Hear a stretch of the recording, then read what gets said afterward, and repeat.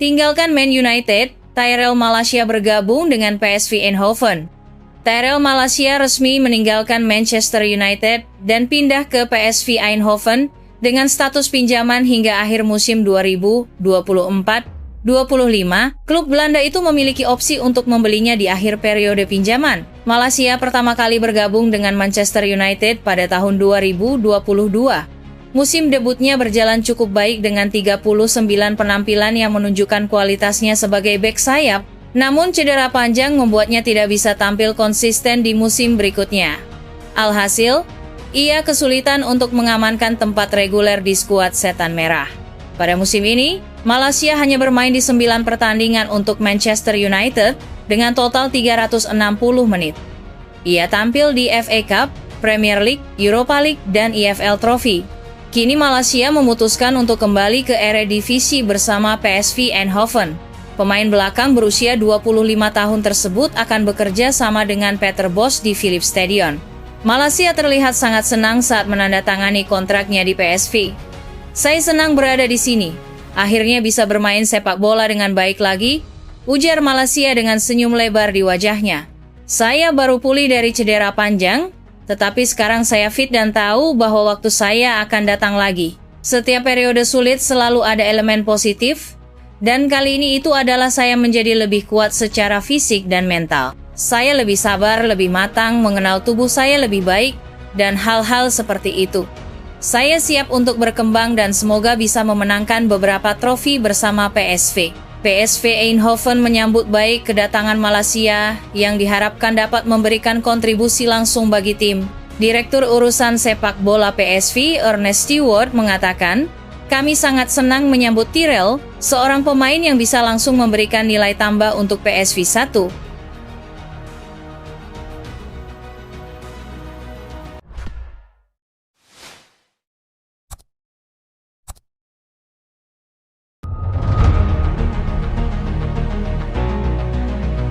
Rencana besar Manchester United di musim panas 2025. Manchester United sudah berhemat di bursa transfer musim dingin 2025. Manchester United tak melakukan pembelanjaan mewah di awal tahun ini, meski manajer Ruben Amorim sebenarnya butuh banyak amunisi baru. Manchester United praktis cuma merekrut Patrick Dorgu dari Lecce, ditambah 2 pemain muda Diego Leon dan Aiden Heaven di bursa transfer musim dingin 2025. Hanya Dorgu yang akan langsung masuk tim utama Manchester United. Setelah tak jor-joran di awal tahun, Manchester United diyakini jurnalis pakar transfer pemain Fabrizio Romano akan aktif merombak tim pada musim panas 2025. Sejumlah target beken sudah disiapkan manajemen Setan Merah. Manchester United mengincar striker house goal milik Napoli Victor Osimhen. Saat ini Osimhen sedang dipinjamkan Napoli ke klub Turki Galatasaray selama semusim sejak musim panas 2024 lalu. Butuh biaya besar untuk mendapatkan ex-striker Lille itu. Napoli kabarnya mematok bandrol seorang Osimhen mencapai 75 juta euro.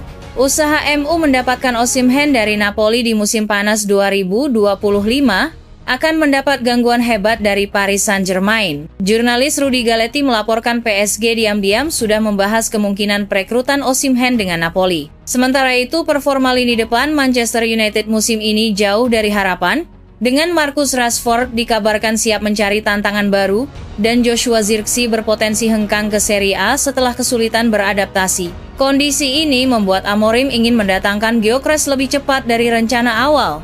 Namun, upaya ini tidak mudah dan tidak murah.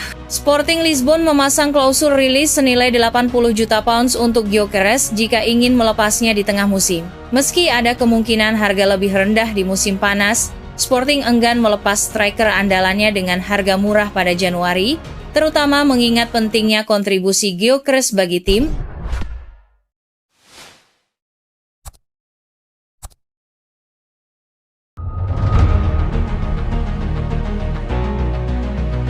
Eksperimen Ruben Amorim untuk Kobbie Mainoo. Di tengah pertandingan yang berlangsung di Old Trafford, sebuah momen menggambarkan masalah yang dihadapi Ruben Amorim. Striker Manchester United, Rasmus Højlund, gagal mengontrol bola yang memantul darinya, lalu ketika bola sampai ke Joshua Zirkzee, ia justru melepas umpan yang salah. Højlund seharusnya menjadi ujung tombak serangan, sementara Zirkzee diharapkan mampu mengolah bola dengan baik.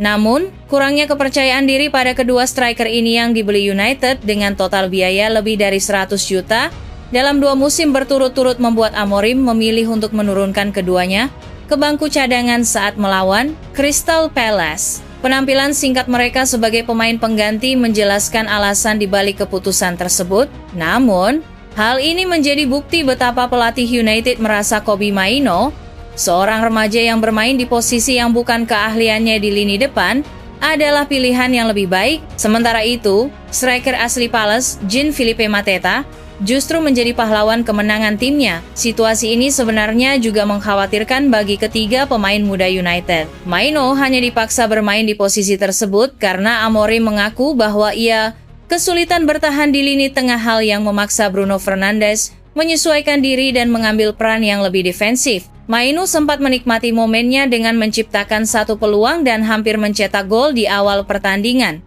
Performa ini cukup meyakinkan Amorim untuk berargumen bahwa eksperimen Mainoo berhasil. Namun, klaim ini terkesan terlalu optimis mengingat situasi yang sebenarnya. Kami pernah mengalami pertandingan di mana kami kesulitan menyambungkan umpan dan mengirim bola ke sepertiga lapangan akhir. Hari ini kami melakukannya dengan baik dan menciptakan peluang. Kobbie memberikan koneksi yang dibutuhkan dan lawan kesulitan menemukan pemain yang harus mereka pres. Ide itu berhasil pada momen itu, klaim Amorim.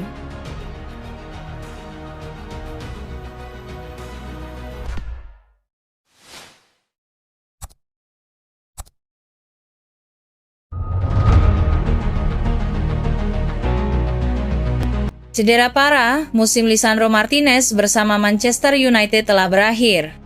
Sebuah kabar buruk datang bagi Manchester United.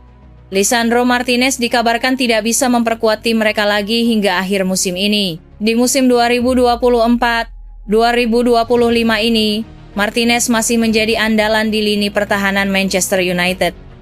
Sang bek bisa dikatakan tampil cukup impresif semenjak dilatih Ruben Amorim, namun di akhir pekan kemarin, nasib nahas menimpa bek asal timnas Argentina itu. Ia mengalami cedera saat menghadapi Crystal Palace di Old Trafford. Banyak yang resah dengan situasi cedera Martinez karena ia harus ditandu keluar lapangan. Manchester Evening News melaporkan bahwa cedera yang dialami sang bek memang separah itu. Hari ini, Senin 3/2/2025, Manchester United menggelar tes medis untuk mengetahui kondisi Martinez. Dari pemeriksaan tersebut didapatkan sang bek mengalami cedera di bagian lututnya. Lebih tepatnya terjadi cedera di bagian otot ACL-nya. Cedera ini masuk kategori parah sehingga ia tidak akan membela Manchester United dalam waktu dekat ini. Menurut laporan tersebut, kondisi cedera Martinez membuat sang bek tidak memungkinkan bermain lagi di sisa musim ini. Cedera ACL ini memakan waktu cukup lama untuk pulih.